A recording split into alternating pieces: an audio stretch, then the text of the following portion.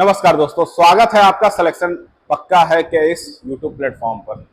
यहाँ हम लगातार बात कर रहे हैं, प्रैक्टिस कर रहे हैं। जो एग्जाम में हमारे आने वाले प्रश्न हैं उन मैथ्स के क्वेश्चंस की हम प्रैक्टिस कर रहे हैं। तो समय ना जाया करते हुए हम लोग शुरू करते हैं आज की ये क्लास, आज की ये प्रैक्टिस। पहला क्वेश्चन आपको दिया गया है, साझेदारी का प्रश्न है।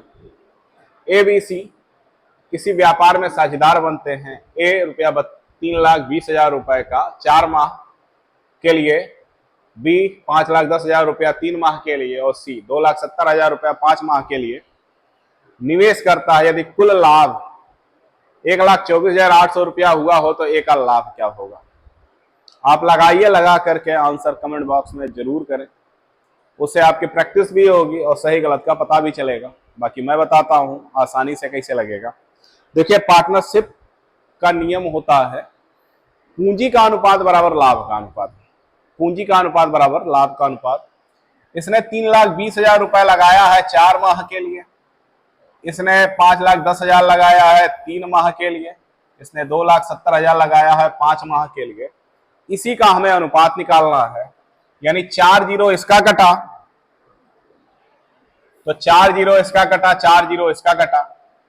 अब 32 गुणे 4 इसका आया, 51 गुणे 3 इसका आया और 27 गुणे 5 इसका आया। इसमें कुछ भी कॉमन नहीं है, हम गुणा कर लिए तो 32 दूनी 64 गुना 128 अनुपात 51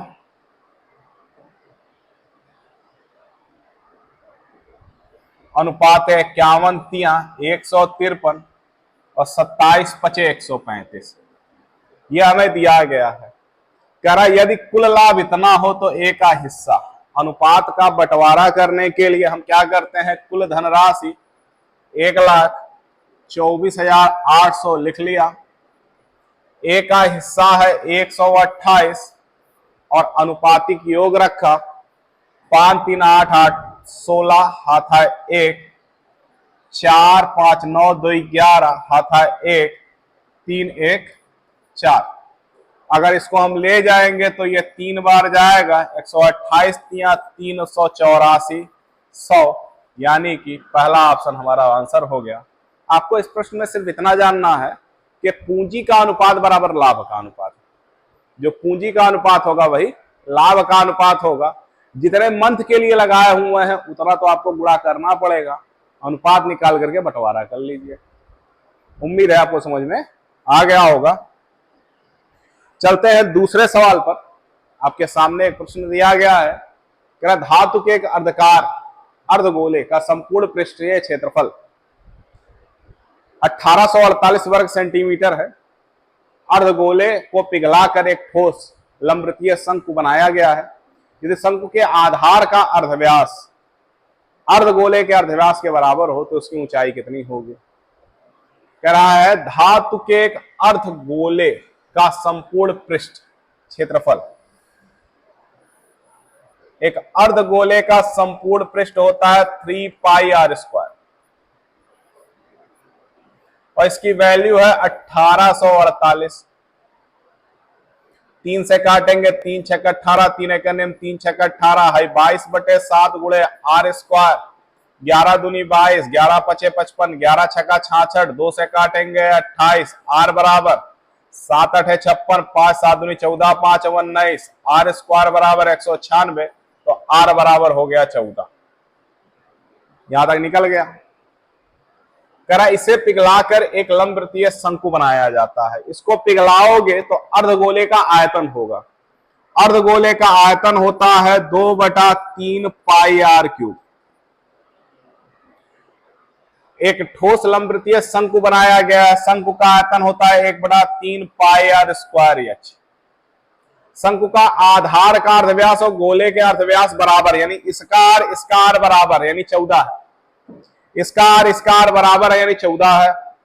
तो ये हो गया 2/3 पाई है 14 गुणे 14 गुणे 14 बराबर 1/3 गुणे 14 गुणे 14 गुणे h।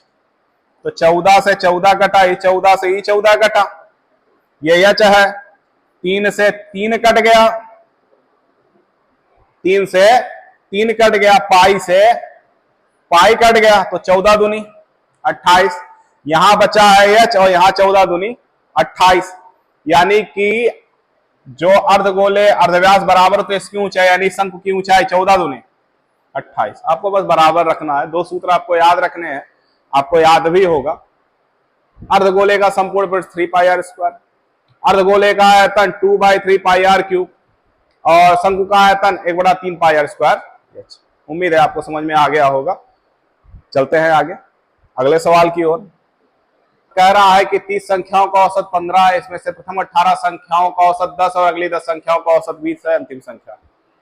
आप लोगों को पहले भी बताया, बहुत आसान सवाल है। 30 का गुणा 15 में करेंगे 450, प्रथम 18 का 10 है तो 180, अगली 11 का 20 है, 11 दूनी 22, 0 0 4।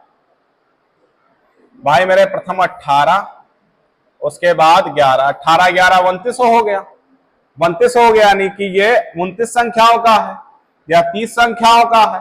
अंतिम संख्या निकालनी है, 400 घटा दो 50 आएगा, या आपका आंसर हो जाएगा। उम्मीद है आपको समझ में आ गया होगा, क्योंकि पिछले प्रैक्टिस सेट में लगा चुके हैं हम। चलते हैं अगले सवाल पर। 3 संख्याओं में से दूसरी संख्या पहले की दुगनी तथा तीसरे की 3 गुनी है, यदि इन तीनों संख्याओं का औसत 44 हो तो सबसे बड़ी संख्या। बहुत आसान सवाल है, पिछले प्रैक्टिस सेट में एक बार पूछा जा चुका है, फिर से देख लो। 3 संख्याओं में से दूसरी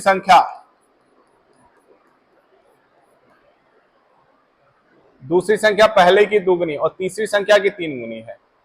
तीसरी संख्या की 3 गुनी है, माना तीसरी संख्या 2x, 2 तिहाई 6x। मानना आपके ऊपर, आप कुछ भी मान सकते हो। 3 संख्याओं में दूसरी संख्या पहली संख्या की दुगनी, तो ये 3x हो गया, इसका यह दुगना हो गया, तथा तीसरी का 3 गुना, इसका 3 गुना हो गया। हो गया कि नहीं हो गया? हमने माना तीसरी संख्या 2x, तो 3 दूनी 6, इसका दुगना, इसका 3 गुना। कह रहा औसत, तो 3x धन 6x धन 2x पदों का योग बड़े पदों की संख्या बराबर औसत। तो 6 3 9 2 11, 11x बटे 11, सॉरी 3 होगा यहाँ पे क्योंकि 3 पद है। 11 चौक 44, x बराबर 11 चौक 44, 4 तिहाई 12, 12 हो गया x बराबर। अब हमसे कह रहा सबसे बड़ी संख्या है ये है 12 छक 72, ये हमारा आंसर हो जाएगा। आसान है, पदों का योग बड़े पदों की संख्या। चलते हैं अगले सवाल पर, देख लीजिए, लगाइए, आंसर कमेंट बॉक्स में कीजिएगा। 280 रुपए प्रति किलोग्राम वाली 7 किलोग्राम चाय और 240 रुपए प्रति किलोग्राम वाली 9 किलोग्राम चाय को मिलाया जाता है, तो प्रति किलोग्राम मिश्रित का औसत मूल्य क्या होगा? बहुत आसान सवाल है। 280 का 7 में गुणा करेंगे, 280 गुणे 7, तो 0 7 8 56, हाथ है 5 7 दूनी 14 5 19, और 240 का 9 में गुणा करेंगे, तो 9 चौक 36, हाथ है 3 9 दूनी 18 3 21, जोड़ेंगे तो हो जाएगा 4120। हमने सारा सामान मिला दिया और हमने तैयार कितना किया? 9 7 16 किलोग्राम, 16 किलोग्राम तैयार किया है, 4120 रुपया लगाया है, तो 1 किलोग्राम का दाम कितना होगा? 16 दूनी 32, 9 2 16 25 80, 12 0 आया, 16 7 112,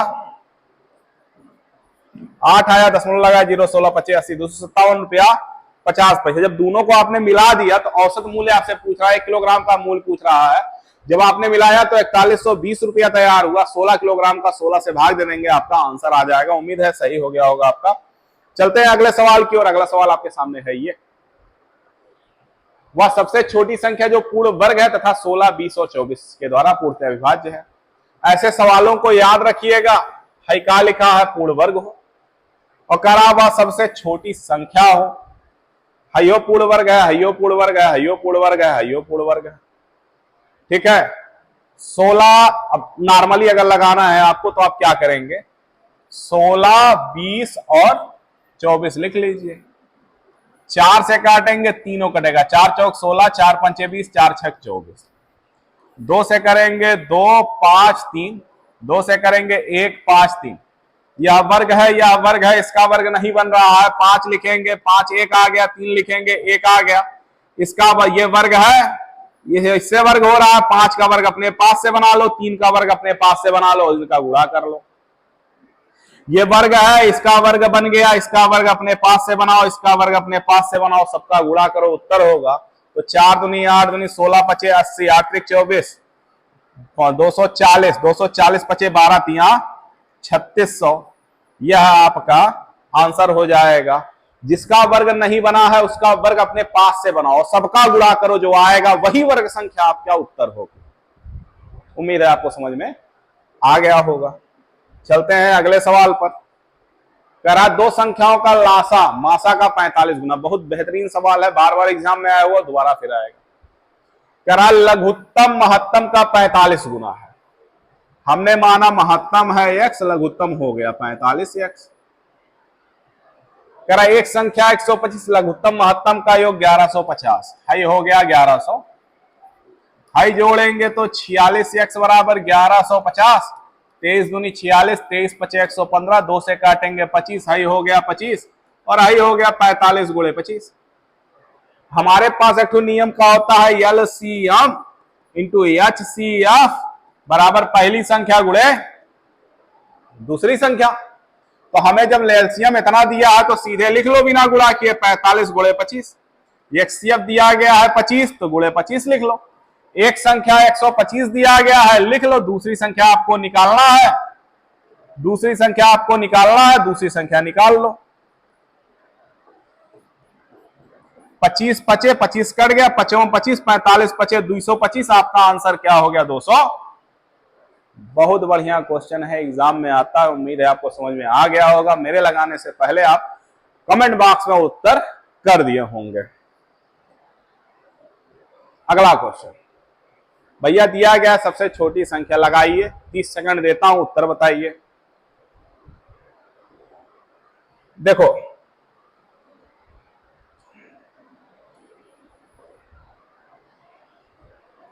2√3 दिया गया है, इसका मतलब क्या है भाई? 2 को अंदर भेजो, यहां कुछ नहीं है तो 2 बार है तो ये अंदर जाएगा 2 बार, तो √3 गुणे 2 गुणे 2 हो जाएगा।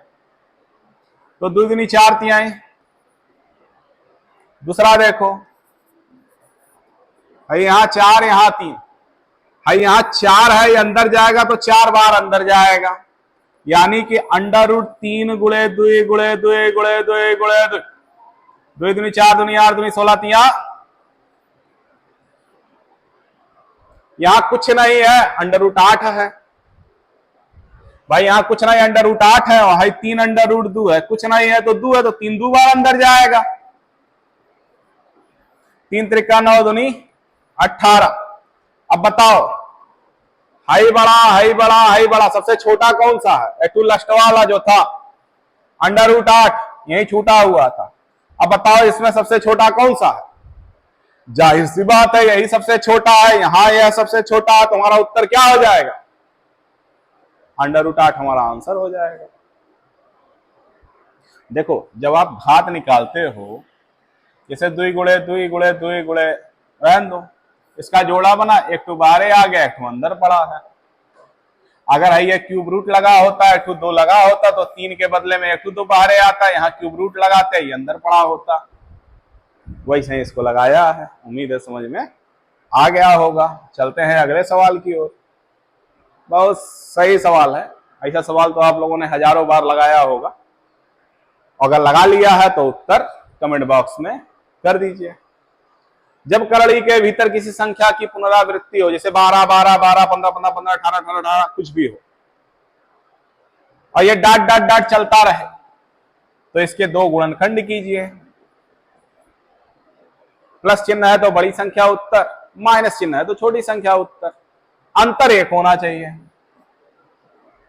2 गुणनखंड कीजिए, अंतर 1 हो। प्लस चिन्ह है तो बड़ी संख्या, माइनस चिन्ह है तो छोटी संख्या। यहां प्लस चिन्ह है तो आपका उत्तर हो गया 4। उम्मीद है आज के प्रैक्टिस सेट में 10 के 10 सवाल आपके सही हुए होंगे। जो सवाल नहीं आया है वो मेरे द्वारा बताए जाने के बाद आपको आ गया होगा। अगर कोई सवाल आपको दिक्कत कर रहा है तो वीडियो को रिकैप करके देख लीजिए, आपको समझ में आ जाएगा। क्वेश्चन चाहिए तो टेलीग्राम चैनल पे चले जाइए, वहाँ पे आपको मिल जाएगा। डेली शाम 8 बजे यूपीएसआई और रेलवे और अन्य परीक्षाओं की तैयारी के लिए प्रैक्टिस सेट मैथ्स का लेकर के आपके साथ आ रहा हूँ। वीडियो अच्छा लगा हो तो जुड़ जरूर जाइएगा और नेक्स्ट डे मिलिएगा जरूर। मिलते हैं अगली क्लास में, तब तक के लिए नमस्कार, जय हिंद।